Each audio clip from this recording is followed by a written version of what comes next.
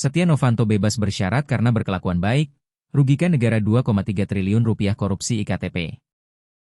Mantan Ketua DPR RI, Setia Novanto, akhirnya resmi menghirup udara bebas setelah mendapatkan program bebas bersyarat dari Lapas Sukamiskin.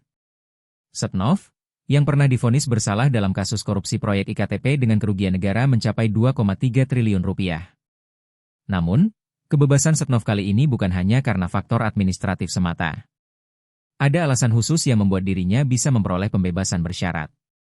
Lantas, seperti apa sebenarnya alasan khusus di balik pembebasan bersyarat Setia Novanto? Setia Novanto alias Setnov selaku narapidana kasus korupsi proyek iktp kini mendapatkan bebas bersyarat. Ia bebas bersyarat setelah menjalani lebih dari 2/3 masa pidana, termasuk remisi dan pengurangan hukuman melalui peninjauan kembali, PK, yang dikabulkan Mahkamah Agung, MA. Setnov sebelumnya divonis bersalah karena menerima gratifikasi dalam proyek iktp tahun anggaran 2011-2013 yang merugikan negara sebesar 2,3 triliun rupiah.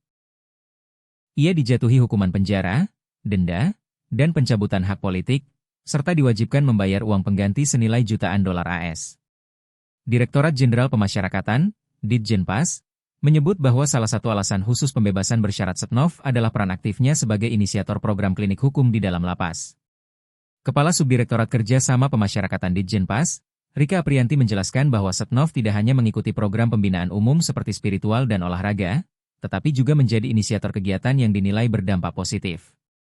Setnov ini kalau ngomong, kegiatan, di Sukamiskin itu kegiatannya sama. Pembinaan spiritual, kemandirian olahraga. Tapi ada khususonnya ini. Dia itu menjadi motivator atau inisiator, ujar Rika di Lapas Kelas 2 Salemba, Jakarta, Minggu, 17 Agustus 2025. Program klinik hukum yang digagas Setnov disebut sebagai wadah edukasi hukum bagi warga binaan. Klinik hukum gini, kan semua orang itu kan butuh pengetahuan tentang hukumnya. Jadi bekerja sama dengan lapas untuk warga binaan yang butuh bimbingan ataupun nasihat hukum, jelasnya. Selain itu, Setnov juga aktif dalam program pertanian dan perkebunan sebagai bagian dari pembinaan kemandirian. Kalau Setnov mungkin punya pengalaman di manajerial gitu kan ya.